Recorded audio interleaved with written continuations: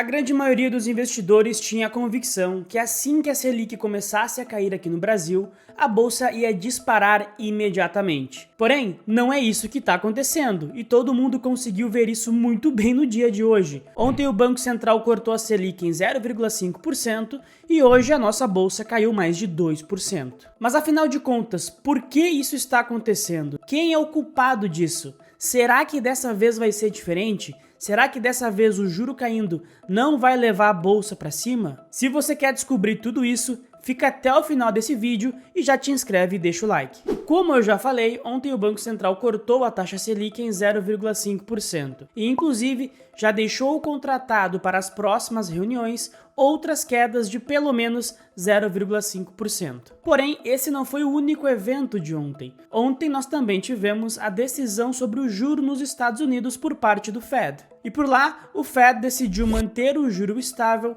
Porém, o discurso do Jerome Powell veio muito mais hawkish, ou seja, muito mais duro do que o mercado esperava. E é justamente lá dos Estados Unidos que vem o grande vilão, o grande responsável por esse mau desempenho da nossa bolsa, mesmo em um cenário de Selic caindo. Esse vilão em questão é o juro longo americano. Se nós olharmos aqui nesse gráfico, dá para ver claramente que a taxa de juro longa lá nos Estados Unidos subiu bastante nas últimas semanas. E isso está acontecendo porque os dados da economia americana ainda estão vindo muito resilientes. Dessa forma, o mercado acredita que o Banco Central americano terá que deixar os juros altos por um período maior de tempo, ou até mesmo, eventualmente, voltar a subir os juros por lá. Tá, mas afinal de contas, por que essa subida do juro longo nos Estados Unidos é o vilão que derruba a nossa bolsa aqui? E a resposta é muito simples. Quanto mais sobe o juro longo por lá, mais atrativo ficam os títulos do governo americano de longo prazo. E com isso, esse juro atua quase como se fosse um grande buraco negro,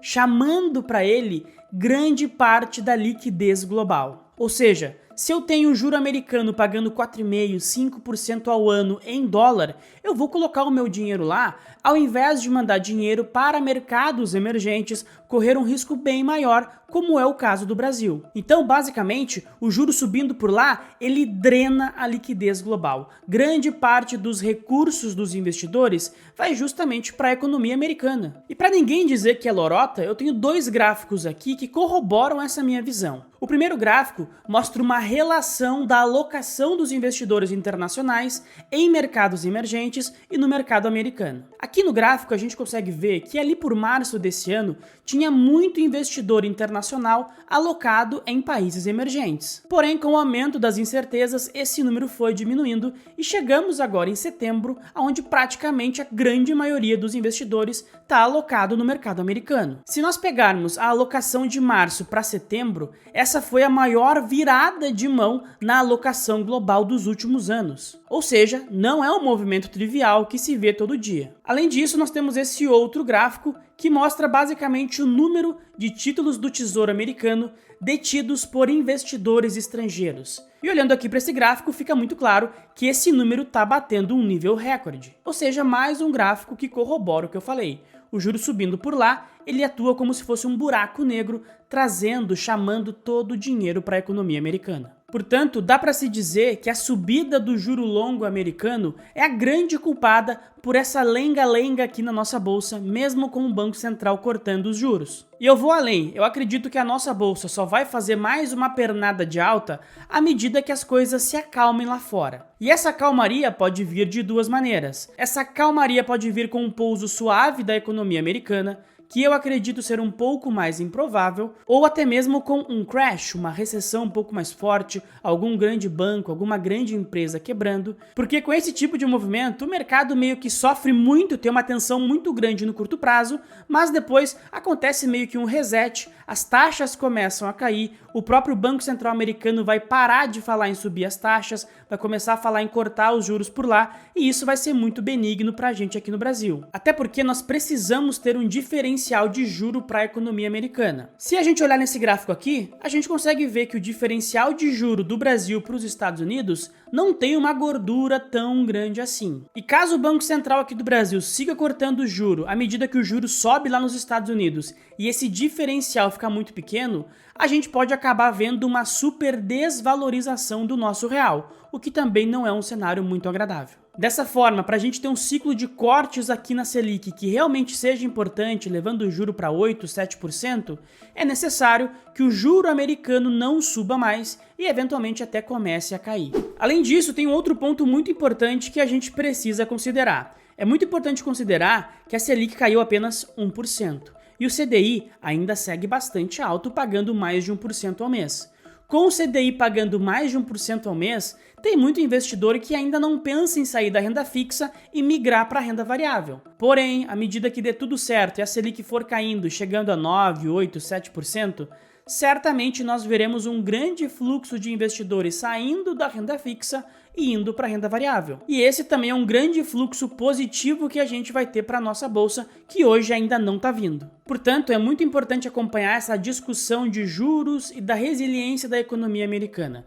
Se o juro por lá der uma acalmada, cair um pouquinho, principalmente o juro longo, a gente tende a ver um fluxo grande de investidores estrangeiros vindo para mercados emergentes, e aqui o Brasil é um dos melhores posicionados para receber esse recurso, e isso também vai facilitar a vida do Banco Central aqui no Brasil para seguir cortando a Selic com o passar dos meses. O que, consequentemente, a cada corte na Selic, aumenta ainda mais a probabilidade de saída de investidores da renda fixa indo para a renda variável.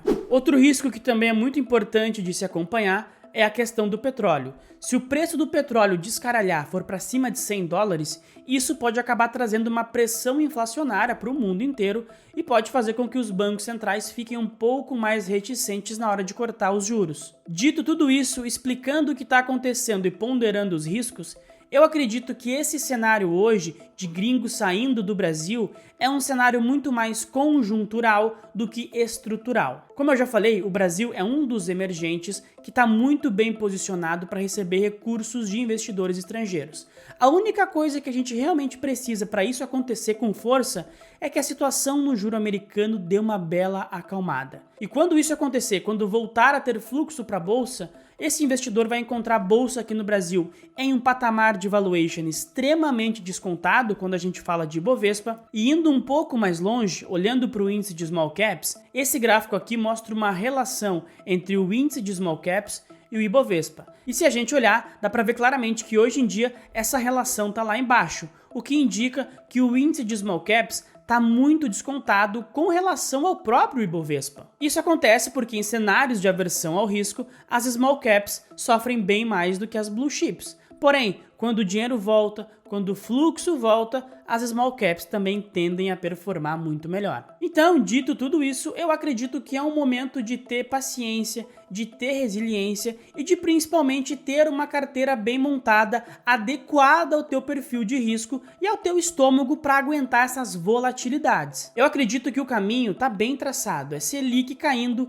bolsa para cima e small caps mais para cima ainda. Porém, apesar do caminho estar ali traçado bonitinho, não quer dizer que nós não tenhamos alguns percalços no meio do caminho. Isso acontece, vai acontecer e sempre aconteceu na Bolsa de Valores. Outra coisa que também sempre acontece é o fato de que quando a Selic cai, quando os juros caem, os ativos de renda variável performam muito bem. E dessa vez, não tem por que ser diferente. Eu sei que quem está muito dentro do mercado acaba muitas vezes tendo algum tipo de viés, acaba muitas vezes ficando estressado porque o mercado realmente está numa grande lenga-lenga. Mas historicamente, sempre durante ciclos de corte nos juros, a bolsa performou muito bem. Ah, mas Cleison, tem a questão fiscal, não sei o quê. Cara, a situação fiscal do Brasil de hoje é praticamente a mesma do que era 6 meses atrás. E 6 meses atrás, a bolsa estava porrando, ninguém falava de fiscal. E eu tenho certeza que à medida que as coisas acalmem lá fora e a gente vê um grande fluxo de investidores estrangeiros vindo para o Brasil, essa discussão do fiscal vai voltar a ficar em segundo plano. Porque o Brasil é isso, é um país barato que tem uma condição fiscal mais complicada, não vai deixar de ser assim nos próximos anos. Portanto, eu sigo otimista, de olho nesse caminho que está traçado, que é juro para baixo e bolsa para cima, mas sempre de olho ao que está acontecendo, principalmente na economia americana, como eu já comentei. E tu, Tá preocupado? Tá otimista? Tá comprando? Tá vendendo? Manda aqui nos comentários o que tu tá fazendo. E também não esquece, te inscreve no canal, deixa o like nesse vídeo, ativa as notificações e compartilha esse vídeo para os teus amigos, com o teu grupo de investidores, para quem tu quiser. Tá certo? Muito obrigado pela atenção e até a próxima.